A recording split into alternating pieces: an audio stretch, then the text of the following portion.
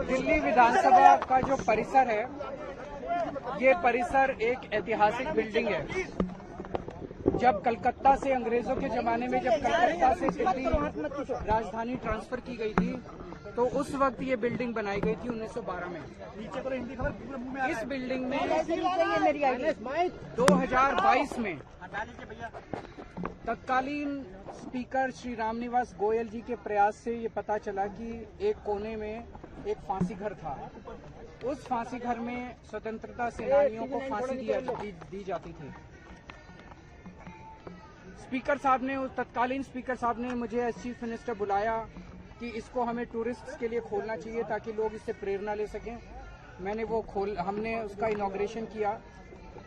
अब जब से इनकी सरकार आई है, ये साबित करने में लगे हुए हैं कि वो फांसी घर नहीं था, वो टिफिन रूम था।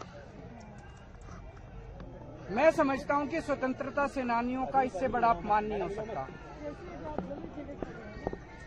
इनके पास आज विधानसभा में मेरे को बुलाया गया था ये कहने के लिए कि साबित करो वो फांसी घर था।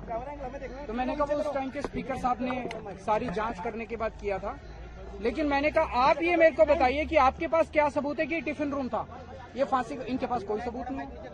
तो इसका मतलब ये जानबूझ के स्वतंत्रता सेनानियों का अपमान करने के लिए उसको फांसी घर नहीं था ये साबित करने में लगे हुए हैं, और वो टिफिन रूम था ये साबित करने में लगे।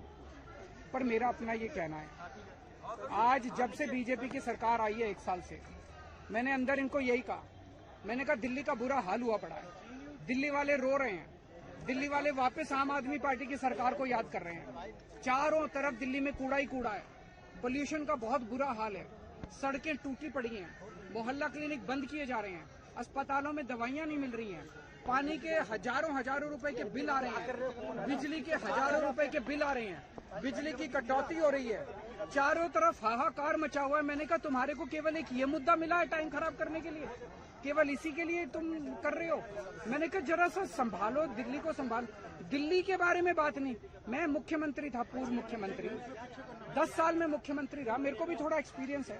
मुझे खुशी होती अगर इनकी कोई कमेटी मेरे को कहती केजरीवाल जी बताइए सीवर कैसे ठीक करें, बताइए सड़क कैसे ठीक, मैं अपने एक्सपीरियंस से शेयर करता। मेरे को इससे कोई लेना देना किसकी सरकार है, मैं तो चाहता हूँ कि दिल्ली सुधरे, लेकिन इनको दिल्ली चलानी नहीं है, इनका मकसद ही नहीं है दिल्ली, केवल राजनीति करना है। और सबसे बड़ा दुख मेरे को इस बात का हुआ कि स्वतंत्रता सेनानियों को जब फांसी दी जाती थी, ऐसे स्थान को ये लोग ये साबित करने में लगे हुए कि वो फांसी घर नहीं है और वो टिफिन रूम है।